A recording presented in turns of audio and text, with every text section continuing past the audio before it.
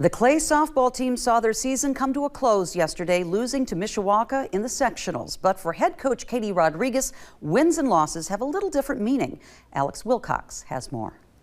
Ladies and gentlemen, we'll throw out our first pitch. Gabe Rodriguez!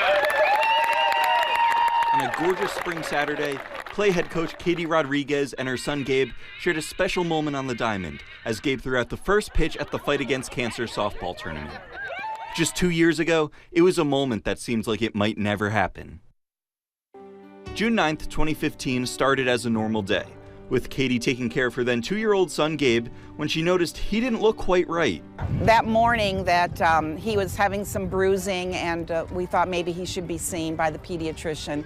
And even that day we thought, Katie said to me later, she thought maybe he would just say that Gabe was anemic. Unfortunately, it was much worse.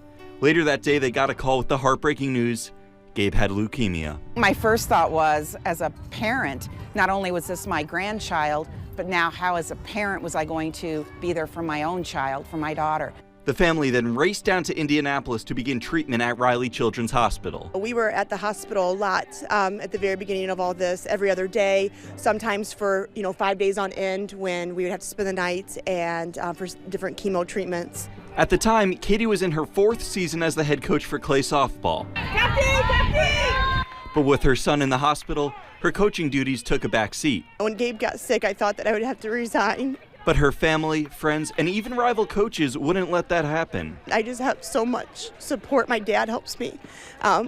John Woodruff, who was my high school coach back in the day, he had retired. And the day that Gabe got sick, he called me and he said, I will help you. If you don't want to give this up, if this is going to be your, therapy in a way, not to, do something you still enjoy, I will help you. Here at Clay High School, we are a family, and, we do everything as a family.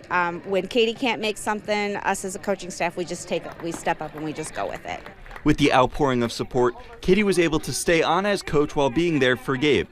And just a month after the initial diagnosis, doctors announced Gabe's cancer was in remission. He's pretty much a normal, almost 4-year-old at this point.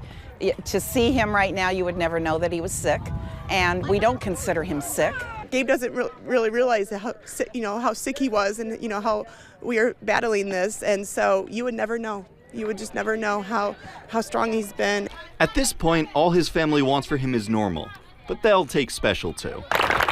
All 6 teams playing in the tournament lined the fields to cheer Gabe on as he threw out the first pitch, with a very proud mom right behind him. He's been through a lot, and if somebody would have told me, this, on June 9th of, 2015, I don't know if I would have believed him. He has been, such a fighter. I've seen him go through a lot. And a whole community right behind her. Takes a village, and I definitely have the best one.